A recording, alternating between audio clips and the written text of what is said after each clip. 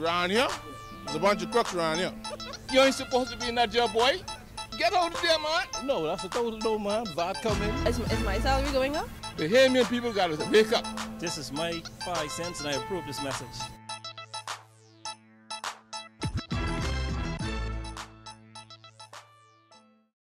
Good evening, Bahamas. You're tuned into MB12 Weekend, broadcasting from Cable 12 Studios on Robinson Road. Coming up tonight in news, why government is growing cautious about Chinese investment in the Bahamas.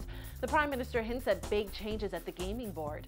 How the regularization of web shops is expected to boost the economy according to stakeholders. Plus, the Bahamas signs 3 important treaties to protect its culture. I'm Paige McCartney, and we've got those stories and more straight ahead on MB12 Weekend.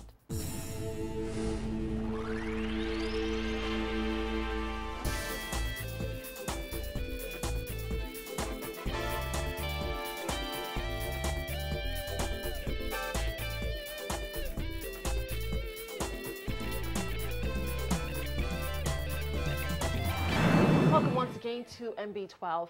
In recent years, the Chinese government and investors have backed several major projects in the Bahamas. However, Deputy Prime Minister Philip Brave Davis says the government is cautious about repeated borrowing from the Chinese, as he believes it could impact the country's international ratings. Jasmine Brown reports.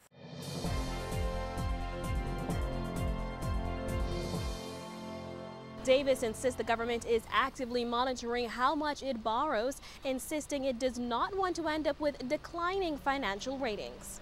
He discussed government's concern following a recent speech by Charge d'Affaires of the Chinese Embassy, Ling Zhangzhang, who highlighted recent Chinese-funded projects like the Airport Gateway Project and North Abaco Harbor Project.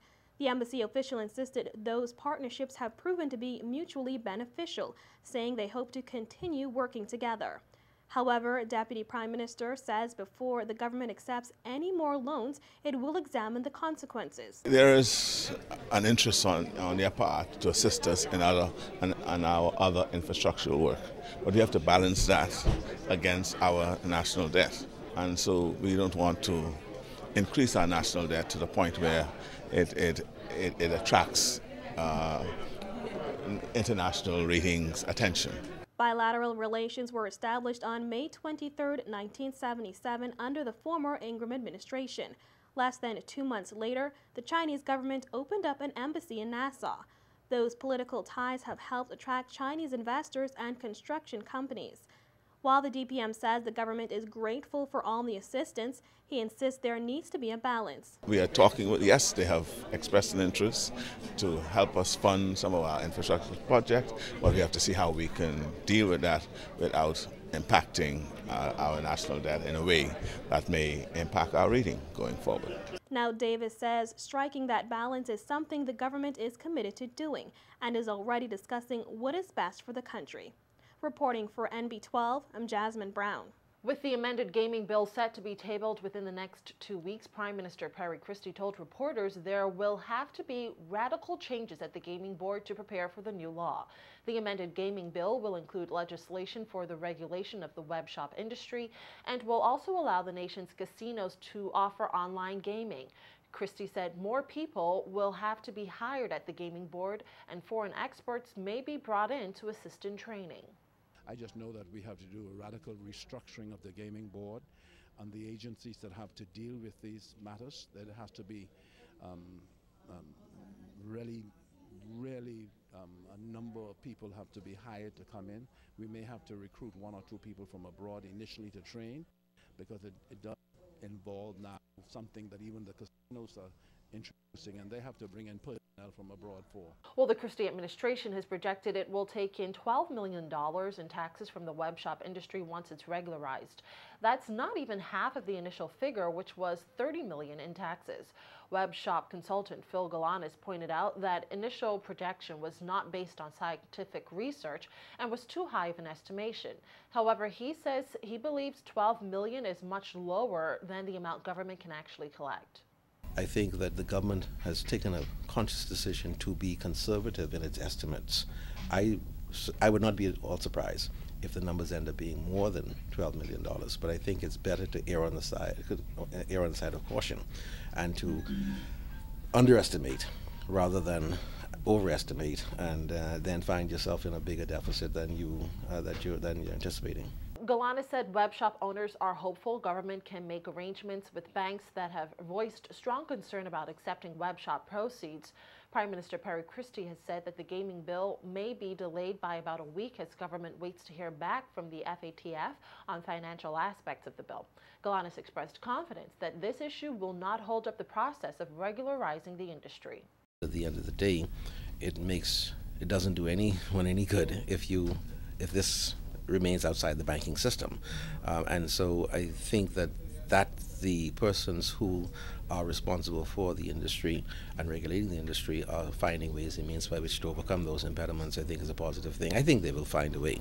There's nothing new under the sun. And there are creative ways in which to accomplish objectives once you set your sights on what the objectives are and what goals you wish to achieve. And so I'm hopeful that they're going to be able to find reasonably acceptable, internationally acceptable resolutions to the issues. But the Vote Yes campaign coordinator said the economic benefits of regulating the industry cannot be matched. Galana said Bahamians who would not have previously participated in or sought employment in the illegal business may do so now, boosting the economy. By virtue of being able to bring this industry into the mainstream of the economy, will be positive for the economy in as much as it will then be able to be included in the computation of our gross domestic product. It presently is not. To the extent that we are able to gather more relevant information that helps us to understand the industry and helps us to moderate and to regulate the industry will be positive. And so I see a lot of positives coming out of it. Whether or not more money will be made, I think in the final analysis more money will be made by the web shop operators, by the players, and by the government. And in other news tonight, next month, officials from the United Nations will visit the Bahamas as a follow-up to treaties recently signed between the Bahamas and UNESCO.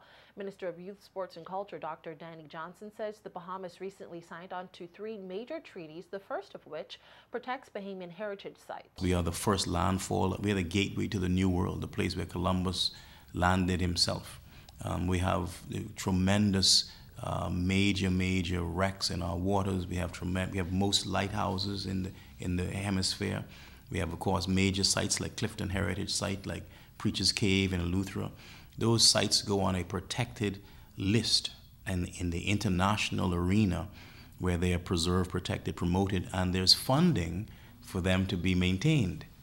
And so we've joined in that group of countries that help fund, study, research, and maintain and promote that unique culture you have that is your heritage sites. The second treaty involves the Bahamas' cultural identity and putting on record the things that make the Bahamas unique. The third treaty protects Junkanoo, Rake and Scrape, and Gumbe, registering them as solely Bahamian. What are the unique things about you that we can register and recognize internationally, and we will protect, fund, and promote it? We've joined that group. The last and most important group that we joined, and it baffles me because I'm a Junkanoo. You know, Junkanoo had no protection. All this noise they're making, no protection at all, right? And we have at last registered Junkanoo in the international arena, the way we do it in the Bahamas, as an intangible piece of our cultural heritage. Yeah, an intangible masterpiece of cultural heritage. Is now Junkanoo is registered in that category. And not only Junkanoo, I registered Rake and Scrape. I put in Gumbe. Stay with us when MB12 returns. We're 1 month into hurricane season, and forecasters say this year may again be pretty uneventful. We'll tell you more about that and other stories when we come right back.